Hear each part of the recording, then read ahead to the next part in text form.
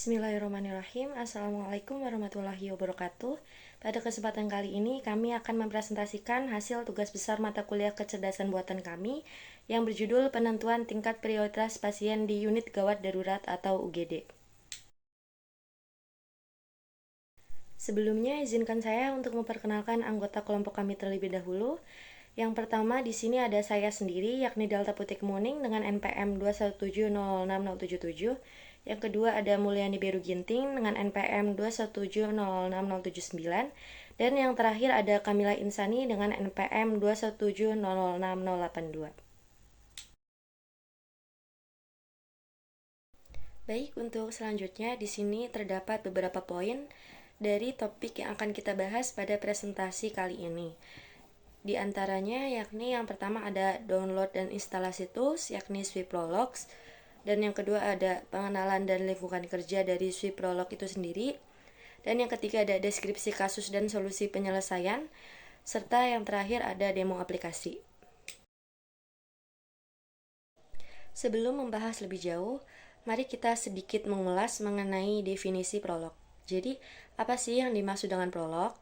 Jadi, programming in logic atau prolog merupakan deklaratif programming yang memerlukan kondisi untuk menggambarkan suatu solusi.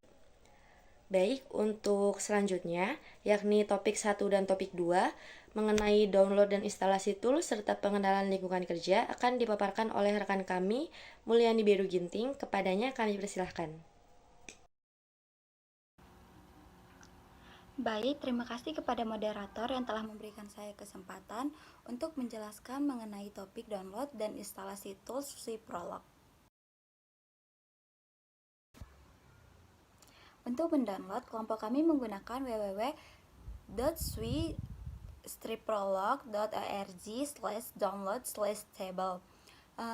Pada percobaan kali ini, kelompok kami menggunakan SwiProlog 9.0.41 untuk Microsoft Windows 64-bit. Selanjutnya, klik I understand, lalu download SwiPL 9.0.41. Jika sudah, untuk proses instalasi, kita akan membuka aplikasi dengan extension exe, lalu klik next, lalu pada lisensi agreement klik I agree, klik add SwiPL to the system page for all users, lalu pada create SwiPL desktop icon itu opsional, kita bisa mengklik atau tidak, lalu klik next, lalu pada choose install location klik next, lalu pada choose components klik install, lalu install akan dimulai.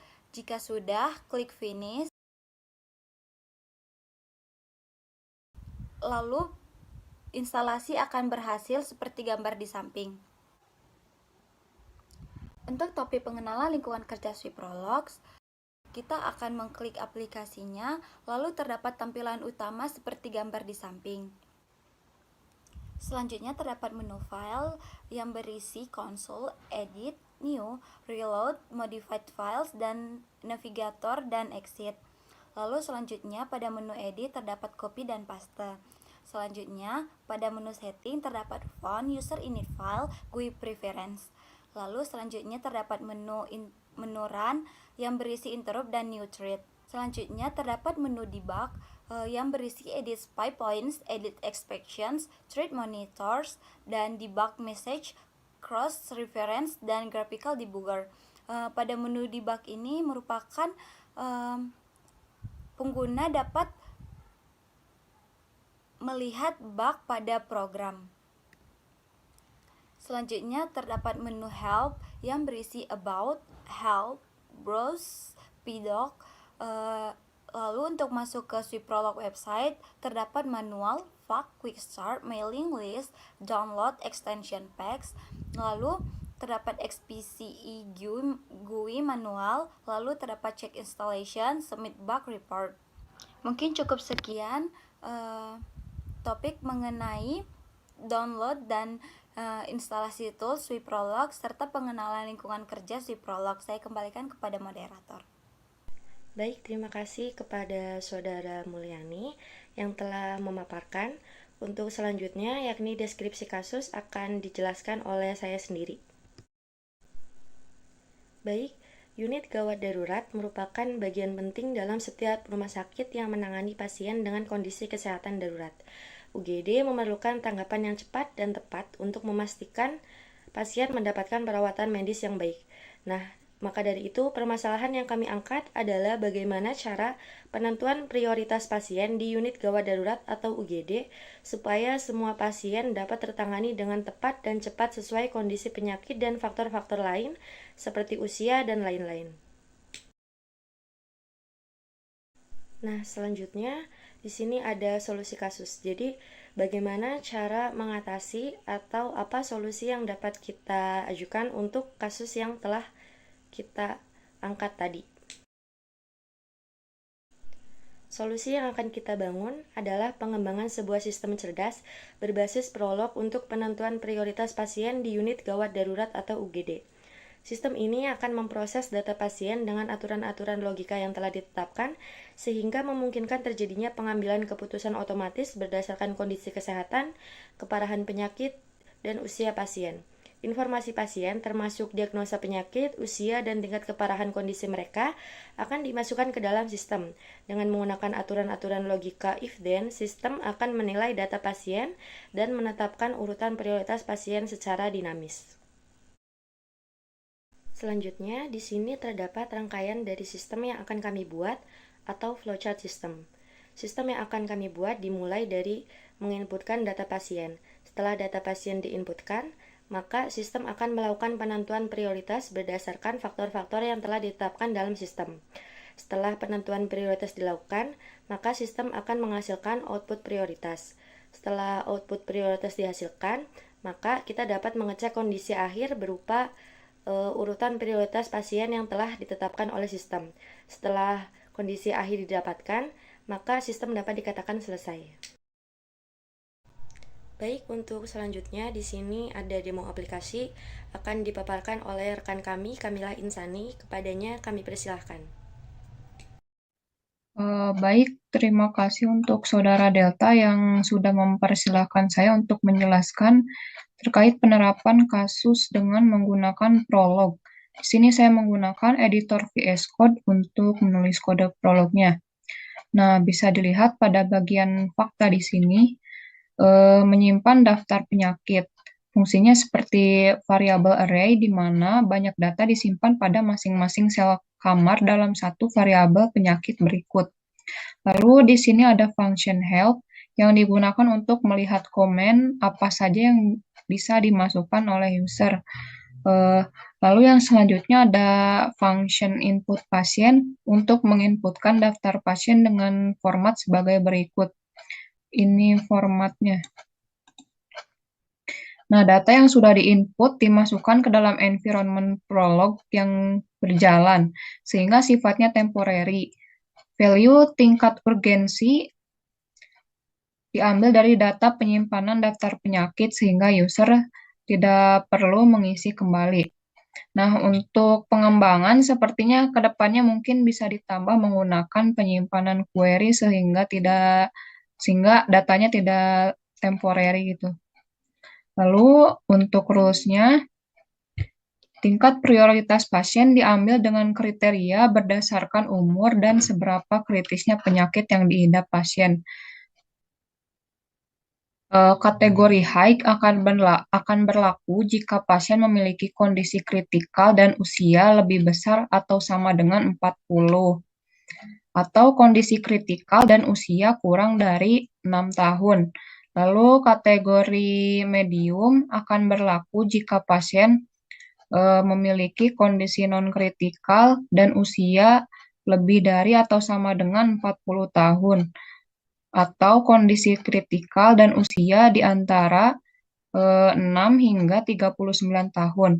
Lalu kategori low akan berlaku jika pasien memiliki kondisi non-kritikal dan usia kurang dari 40 tahun. Untuk kedepannya mungkin rules yang dipakai bisa berubah. Lalu yang selanjutnya ada function tampilkan pasien terurut.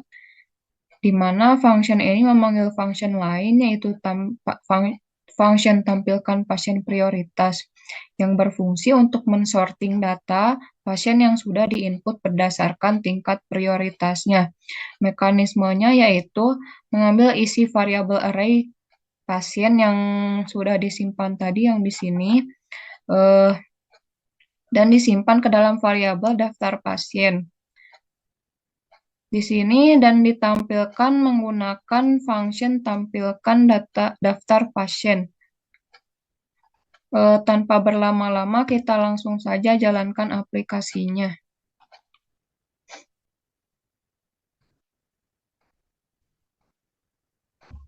Kita consult dulu filenya.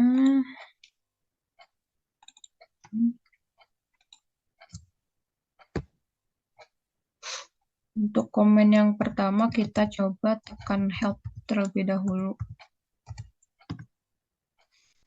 Nah, di sini ada komen penyakit untuk melihat daftar penyakit dan tingkat urgensinya.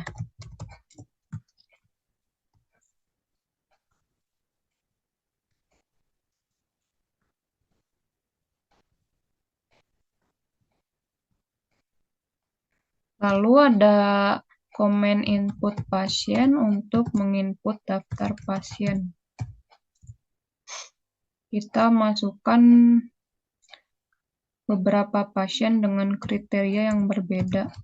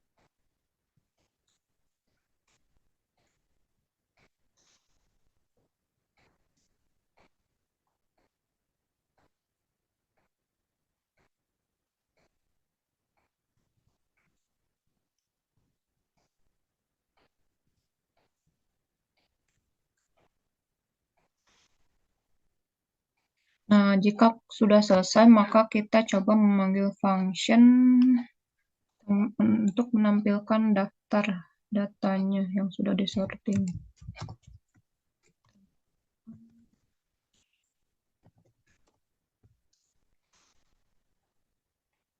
Nah, di sini bisa dilihat bahwa daftar nama-nama di sini sudah disorting berdasarkan tingkat urgensinya. Jadi kita bisa tahu mana yang harus ditangani duluan.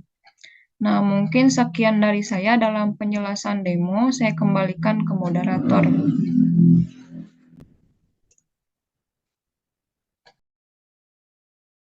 Baik, terima kasih kepada Kamila Insani atas pemaparan demo aplikasinya. Mungkin cukup sekian yang dapat kami sampaikan. Apabila terdapat kesalahan, kami memohon maaf yang sebesar-besarnya. Dan semoga teman-teman kurang lebihnya dapat memahami sedikit mengenai apa itu prolog dan sistem cerdas yang kami usulkan mengenai kasus ini. Terima kasih. Wabillahi taufiq wal hidayah. Wassalamualaikum warahmatullahi wabarakatuh.